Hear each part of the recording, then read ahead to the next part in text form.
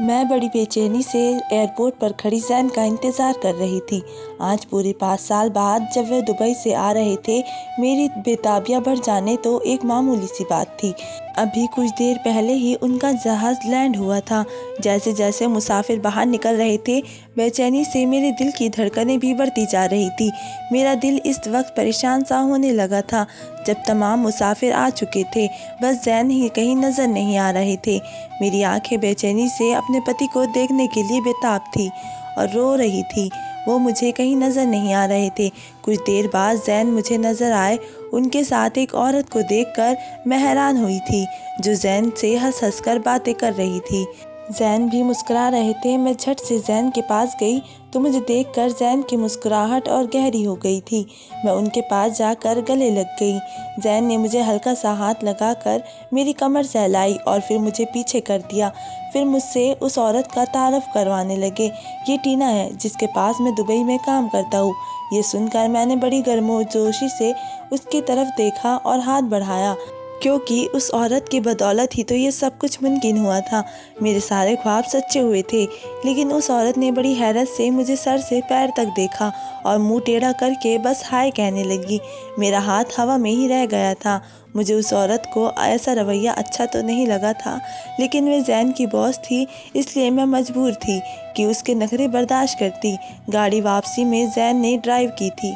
हैरत मुझे उस वक्त हुई जब फ्रंट सीट पर मेरे बैठने की बजाय वह औरत मुझसे पहले बैठ गई।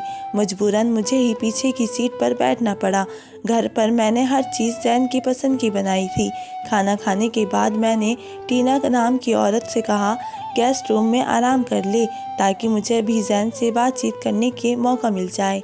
जब से जैन आया था वह औरत जैन के साथ ही चिपकी हुई थी। मेरा सारा मूड खराब होकर रह गया था, लेकिन मेरे होश इस वक्त उड़े जब वह जैन से कहने लगी, उठो जैन, मुझे बहुत नींद आ रही है। ये सुनकर जैन की रंगत फीकी पड़ गई थी। जैन ने मेरी तरफ देखा, फिर नज़रें चुराकर उसने टीना से कहा, तुम रूम में जाओ, मैं आता हूँ। मेरी तो आंखें फटी की फटी रह गई जब उस टीना नाम की औरत ने मेरे सामने जैन के गालों पर हाथ फेरा और गेस्ट रूम में चली गई। ये मेरे बर्दाश्त से बाहर की बात थी। मेरी आंखों से आंसू बहने लगे। जैन उठकर खड़े हुए और मेरे पास आए और कहने लगे, तुमने फ़ोन पर जो लिस्ट मुझे अपनी चीज़ों की दी थी, वह सब टीना ने ही अपने पैसों से खरीदी थी, और ये घर भी और यहाँ के ऐश भी सभी टीना के एहसान से है, इसलिए मुझे कुछ तो कीमत चुकानी ही पड़ेगी। और जैन के सामने रखी अटैची की तरफ इशारा किया और कहा, ज़ारा, ये सब तुम्हारे लिए है, लिस्ट मिलाकर देख लेना, कोई भी चीज़ कम नहीं है। ये कहकर वह गेस्ट रूम में चला गया और मैं बेदम सी होकर सोफे पर गिर गई। मुझे याद आने लगा जब मेरी शादी जैन से हुई थी। छोटे से कमरे में मुश्किल से मेरा फर्नीचर पूरा आया था। सादे लिबास में बेहद परेशान बुरे हाल में बैठी थी। कमरे में लगा पंखा उस कमरे की गर्मी को ख़त्म करने के लिए नाकाम था। जब जैन अंदर दाखिल हुए, बजाय शर्माने के मेरे पास शिकवों का ढेर था। मैंने कहा, जैन प्लीज़ एक एसी लगवा लेते हैं यार, इस गर्मी में मैं इस लिबास में बैठ नहीं सकती। ये कहकर मैं फ़ौरन बेड से खड़ी हुई और बिना जैन का एहतराम किए अपने कपड़े बदलने चली गई। ये भी नहीं सोचा कि वह मुझे दुल्हन के रूप में देखना चाहता होगा, मुझे छूना चाहता होगा। मुझे तो जैन के कमरे को देखकर ही रोना पड़ गया था। अपनी पसंद की शादी पर मुझे चंद घंटों में अफसोस होने लगा था। जैसे जैसे वक्त गुजरने लगा, मेरी शिकवे और शिकायतें भी बढ़ने लग गई थी। जैन का किचन भी बहुत छोटा था। खाना बनाते हुए मेरा दम घुटता है। प्लीज़ तुम ऑफिस में अपने बॉस से बात करो और ओवर टाइम लगाओ, मैं नहीं बर्दाश्त कर सकती इतनी गर्मी। मैं कुछ दिनों में ही पागल होकर रह गई थी। ज़ारा, मैंने बॉस से कह दिया कि कल से ही मैं ओवर टाइम भी शुरू कर दूंगा और कुछ एडवांस भी ले लूँगा, लेकिन घर के खर्चे निकाल कर मैं तुम्हें सिर्फ एयर कूलर ही लेकर दे सकता हूँ, इससे एसी नहीं खरीद सकता। तुम्हें कुछ महीने सब्र करना होगा। जैन ने मेरा हाथ थाम कर बड़े प्यार से मुझसे कहा था। मैंने झटके से अपना हाथ जैन के हाथ से अलग किया था कि मैं कुछ नहीं जानती, जैन जैसे भी करो, लेकिन मुझे एसी का इंतज़ाम कर दो। मैं शादी से पहले ऑफिस में काम करती थी और मैं खुशहाल घराने से ताल्लुक़ रखती थी। वहीं ऑफिस में मुझे ज़ैन की खूबसूरती और शख्सियत ने ऐसा जादू किया था, मैं इसमें बन मिटी थी। ज़ैन को शादी के लिए मैंने ही खुद मजबूर किया था। मेरी बात सुनकर वह काफ़ी देर तक चुप रहा था, फिर कहने लगा, ज़ारा, अब तक हमारे बीच बस दोस्ती ही थी, लेकिन अगर तुम शादी करना चाहती हो, तो शादी करने की ख्वाहिश रखती हो, तो मैं तुमसे कुछ नहीं छुपाऊंगा। मेरा घर बहुत छोटा है, सैलरी भी तुम्हारे सामने है। मैं तुम्हें वे सब ऐश हरगिज़ नहीं दे सकता जो तुम्हें तुम्हारे बाप के घर मिल रही है। इस वक्त तो मुझे उन बातों की परवाह तक नहीं थी, मुझे बस ज़ैन को हासिल करना था। मैंने कहा, मैं मैनेज कर लूँगी, मुझे बस तुम्हारी मोहब्बत चाहिए। जब ज़ैन ने मेरे घर रिश्ता भिजवाया तो मेरे माँ बाप ने मुझे बहुत समझाया कि ज़ैन बहुत शरीफ है, लेकिन तुम इसके छोटे से घर में गुजारा नहीं कर सकती हो, और अगर तुमने ज़ैन से ही अपनी ज़िद पूरी करने के लिए शादी करनी है तो हमसे ये उम्मीद मत रखना कि हम तुम्हें सपोर्ट करेंगे। मैंने कहा, मुझे हर हाल में ज़ैन से शादी करनी है। तो बाबा कहने लगे, तुम्हारे इश्क का भूत तो जब उतरेगा जब ज़ैन का छोटा सा कमरा और घुटन देखोगी। ज़ैन की जिस मोहब्बत के खातिर मैंने सारे ऐश को ठुकराया था, मुझे अब उसी मोहब्बत से उलझन होने लगी थी। 1 महीना भी मैंने बड़ी मुश्किल से काटा था। जब ज़ैन एक एयर कूलर ले आया, मुझे फिर भी उस वक्त का इंतज़ार था जब ज़ैन एसी लगवाता, लेकिन मेरे होश उस वक्त उड़े जब अगले ही महीने में मैं उम्मीद से हो गई थी। ज़ैन बहुत खुश था, लेकिन मेरा तो रो रो कर बुरा हाल था। मैं अभी तक हनीमून पर नहीं गई थी, और अगर मैं बच्चा पैदा करती तो घर में आने वाली सारी ज़रूरतों तो इस बच्चे के खर्चे में उठ जाया करती, जो मुझे मंजूर ना था। मैंने एक दिन ज़ैन से कहा कि मुझे औलाद नहीं चाहिए। मेरी बात सुनकर पहली बार उसके चेहरे पर नागवारी की लकीरें गहरी हो गई थी। ज़ैन बोला, इस बात का क्या मतलब है? मैंने कहा, मैं इस बच्चे को गिराना चाहती हूँ। इस तंग हालात में मैं इस बच्चे को पैदा नहीं करूँगी। मुझे अपने बच्चे को ऐसे गुर्बत में नहीं पालना। ज़ैन ने पहली बार मुझसे गुस्से में बात की थी। कहने लगा, जो बच्चा दुनिया में आता है अपना नसीब लेकर आता है, तो मैं हरगिज़ इस बात की इजाज़त नहीं दे सकता। तो मैं मुस्कुराकर कहने लगी, तुमसे इजाज़त मांगी किसने है? मैं कल ही अपनी जान इस अजाब से छुड़वा दूँगी। पहले तुम बच्चे पालने की हैसियत कर लो, फिर बच्चे भी पैदा कर लेना। 2 महीने में एक एसी लेकर दे नहीं सकते, मेरे बच्चे के खर्चे कैसे उठाएंगे? मेरी बात पर ज़ैन मुझे ताज्जुब से देखने लगे। कहने लगे, तुम्हें शादी से पहले अपनी हैसियत पता चुका था ज़ारा? मैंने कहा, हाँ, बस मेरी ही अक्ल पर इश्क का बुखार चढ़ गया था, जो मैंने तुम जैसे कंगाल से शादी कर ली, लेकिन अब तुम्हारे साथ ज़िंदगी गुजार ही रही हूँ। बस इतना ही काफ़ी है। जैसी तंगी तुमने मुझे दे रखी है, मैं अपने बच्चे ऐसे नहीं पाल सकती।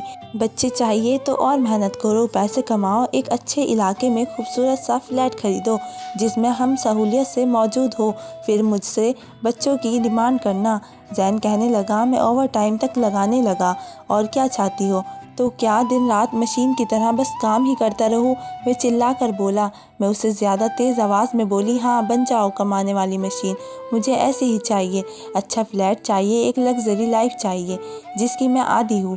आज तक तुमने मुझे दिया ही क्या है सिवाय प्यार के? एक बार किसी अच्छे होटल में खाना तक खिलाने नहीं लेकर गए, हनीमून ट्रिप नहीं लेकर गए। मैं अपने दोस्तों से तुम्हारी वजह से कट कर रह गई हूँ। शर्मिंदगी के मारे उन्हें तुम्हारे इस डब्बे नुमा घर में बुला नहीं सकती। मेरी सारी दोस्तें मुझे छोड़कर जा चुकी है। मेरे घर वाले मुझसे मिलना तक पसंद नहीं करते। मुझे क्या मिला है तुमसे मोहब्बत करके? ज़ैन, मुझे पैसे चाहिए। ज़ैन, मुझे अच्छा घर चाहिए। मुझे सारे ऐशो आराम चाहिए। मैं फूट फूट कर रो रही थी। अपने अंदर का जहर मैंने आज उगल के रख दिया था। तो ज़ैन एकदम चुप था। उसने एक अल्फाज तक ना कहा और उठकर कमरे से बाहर चला गया। सुबह जब मेरी आँख खुली तो ज़ैन घर पर नहीं था। पूरा दिन घर में नहीं आया था। रात को जब आया, मेरे लिए एक ऐसी खुशखबरी साथ लाया था कि जिसे सुनकर मेरा झूमने को मन कर रहा था।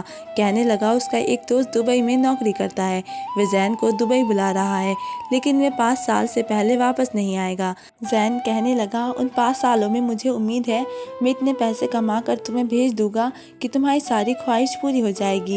लेकिन सोच लो ज़ारा, मैं तुम्हारे पास नहीं रहूँगा, रह लोगी मेरे बगैर? न जाने इस वक्त ज़ैन की नम आँखों में ऐसा क्या था चंद लम्हे तक मैं कुछ बोल ही नहीं पाई थी, बस उसकी आंखों में मौजूद अपने लिए मोहब्बत और बेताबियत सी देखने लगी।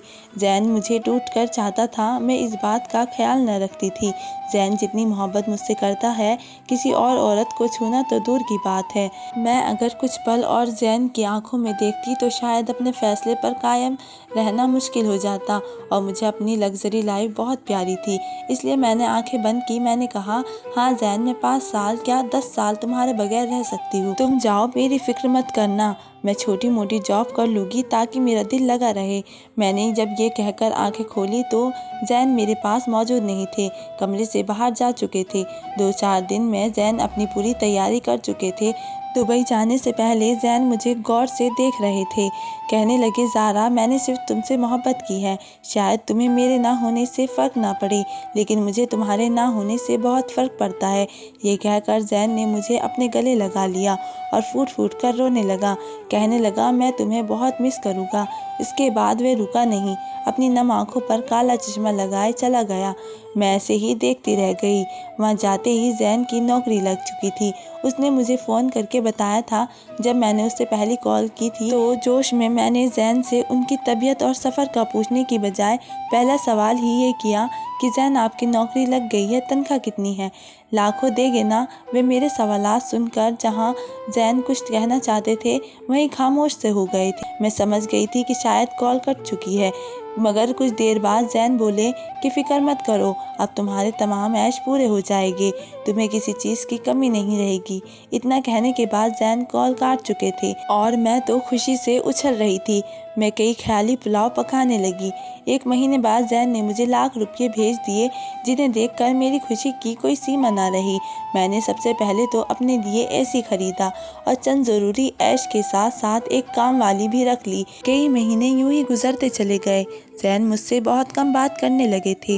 मुझे भी जैन की तभी याद आती जब वे पैसे भेजने में देरी कर दिया करते थे। 2 साल गुजर गए और उन 2 सालों में मैंने अपनी ज़िंदगी पूरी तरह बदल कर रख दी थी। एक अच्छी कॉलोनी में बड़ा घर, अच्छा फर्नीचर और तमाम आराम की चीज़ें ले ली थी। इस घर में सजा रखी थी।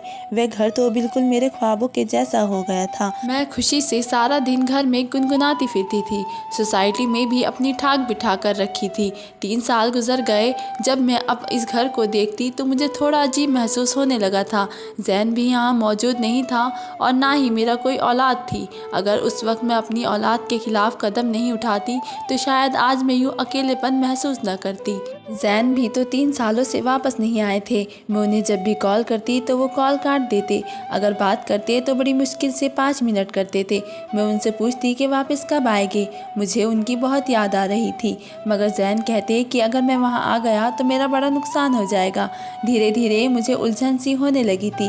वह घर मुझे काटने को दौड़ने लगा था। इतना बड़ा घर और बड़ी दीवारें, यहाँ तो आस पड़ोस के यहाँ जाने का भी रिवाज ना था।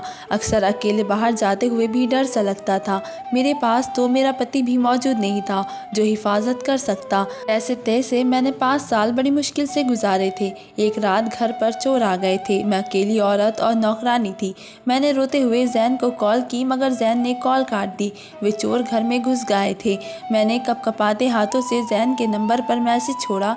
वे घर में तमाम कीमती सामान चुरा रहे थे, जबकि मैं डरी सहमी बैठ के नीचे छुपी हुई थी। ये दुआ मांग रही थी कि ऊपर वाला उनसे मेरी इज्जत महफूज रखे।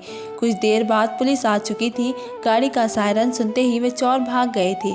मैंने ऊपर वाले का शुक्र अदा किया और जब मोबाइल उठाया तो जैन मैसेज पढ़ चुका था। उसने ही अपनी एक दोस्त ऑफिसर को कॉल करके यहाँ बुलाया था। उसके बाद तो मेरा अकेला रहना मुश्किल सा हो गया था। पति की मौजूदगी ही औरत की इज्जत को महफूज रखती है।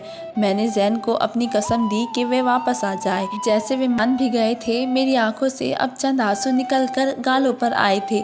मैं अपने पुराने ख्यालों में खो चुकी थी।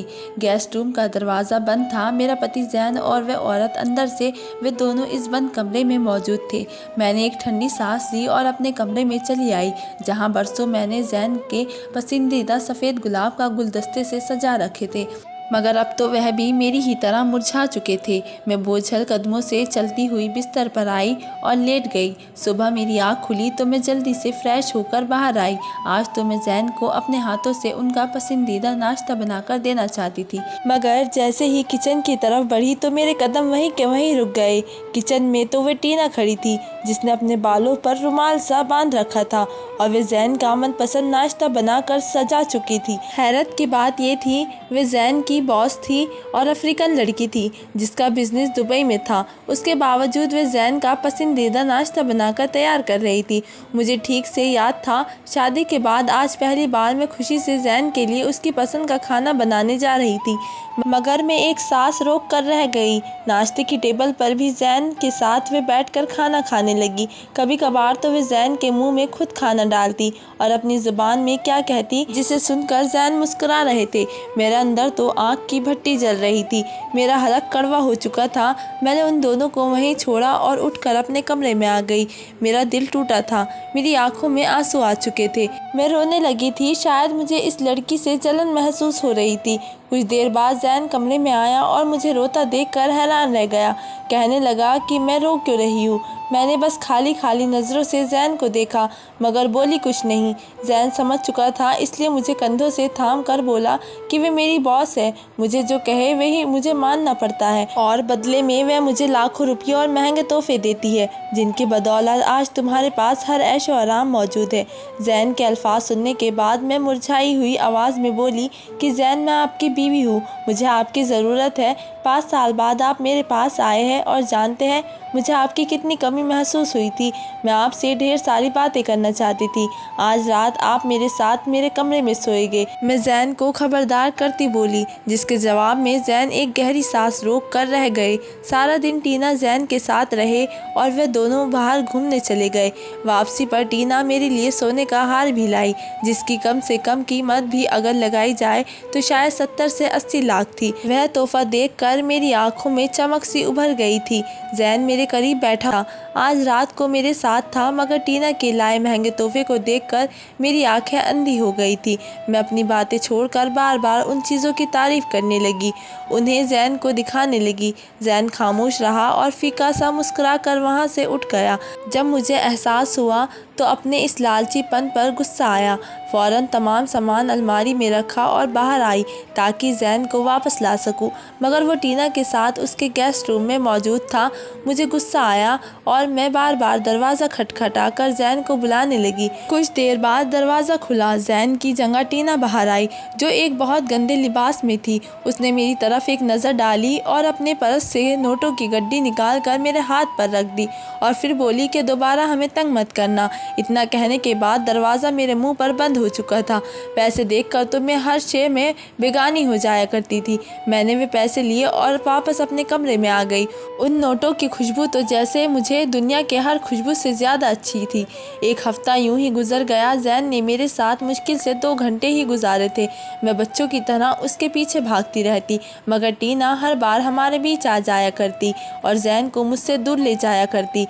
जैन के मुंह से मोहब्बत के 2 बोल सुनने के लिए मैं तरस चुकी थी। हर रोज़ टीना 1000 दिरहम के मुताबिक मुझे पैसे थमा देती और मैं खामोश हो जाती, मगर आज तो मेरे पैरों तले ज़मीन निकल गई जब जैन ने मुझे बताया कि वह आज रात की फ़्लाइट से वापस दुबई जा रहा है और अब शायद दोबारा कभी न लौटे, मगर पैसे हर महीने कायदे से भेजता रहेगा। जैन के अल्फाज सुनकर मैं तो सुन हो चुकी थी। इतनी ही देर में कुछ बोल ना सकी। भला वे मुझे कैसे छोड़कर जा सकता था। मैंने कपकपाते हुए जैन के कंधों पर हाथ रखे हुए उसे थामा और कहने लगी कि तुम मजाक कर रहे हो, तुम मेरे पति हो, तुम मुझे हमेशा हमेशा के लिए छोड़कर नहीं जा सकते हो। मैं तुम्हारे बगैर नहीं रह सकती। उन 5 सालों में मुझे एहसास हो चुका था, इंसान पैसों के बगैर, इस लग्जरी ज़िंदगी के बगैर तो गुजारा कर लेता है, मगर अपने हमसफ़र, अपने पति के साए के बगैर रहना किस कदर मुश्किल होता है। तुम अब कहीं नहीं जाओगे। बेशक टीना की नौकरी छोड़ दो, उसे और काम करने वाले मिल जाएंगे, तुम बस मेरे पास रहो। मैं मिन्नतें कर रही थी, मगर जैन सर झुकाकर मेरे हाथों को अपने हाथ से अलग कर रहे थे और बोले, ये तुम्हें उस पर सोचना चाहिए था जब मैं 5 साल पहले रोता हुआ तुमसे दूर जा रहा था। अब तो बहुत देर हो चुकी है। दुबई पहुंचा तो मैं बहुत अकेला था। मुझे टीना मैम से मिलवाया गया, मुझे काम सिखाया गया, मगर टीना मैम ने मेरी उदासी भांप ली थी। पूरी दुनिया मेरी उदासी और बेबसी भांप गई थी, मगर सिवाय तुम्हारे कि मैं तुमसे दूर होकर किस कदर बिखर चुका था। टीना मैम के सामने दिल की बात खोल कर रखी, वह भी मेरी ही तरह अपनों से ठुकराई हुई है। उनके पास हर ऐश और आराम है, मगर मोहब्बत करने वाला कोई शख्स नहीं था, जबकि तुम्हें हर कीमत पर ये लग्जरी लाइफ चाहिए थी, चाहे दावों पर तुम्हें तुम्हारा पति और मोहब्बत लगानी पड़े। टीना ने मुझे सिर्फ अपने साथ रखा, मेरी मोहब्बत चाहिए, मेरी दोस्ती और राजदारी चाहिए। बदले में उसने तुम्हारे सारे ऐश और आराम पूरे करने का जिम्मा ले लिया था। सौदा तो हो गया था, जरा तुमने मुझे गवा कर सब हासिल कर लिया था। जैन बाजू फैलाकर घर की तरफ इशारा करके बोल रहा था। उसकी आंखों में आंसू और लबों पर मुस्कुराहट थी। मैं कांप कर रह गई थी। मैं कुछ बोलना चाहती थी, मगर कहाँ से शुरू करती। तभी टीना कमरे से बाहर आई। उसके साथ अपना और जैन का सामान था और अजीब सी निगाहों मुझ पर डालकर उसने जैन के बाजू में अपना हाथ डाला। एक दर्द भरी चुभन मेरे सीने में दौड़ गई। मैंने आंखें मुकद्दर दोबारा खोली तो मंजर 5 साल पुराना था। जैन काला चश्मा लगाए, अपने दर्द छुपाए, टीना के साथ मुस्कुराते हुए हमेशा हमेशा के लिए मुझे पछतावे और पल पल मरने के लिए छोड़कर जा चुके थे। तो दोस्तों, आपको मेरी ये कहानी कैसी लगी मुझे कमेंट करके ज़रूर बताएं।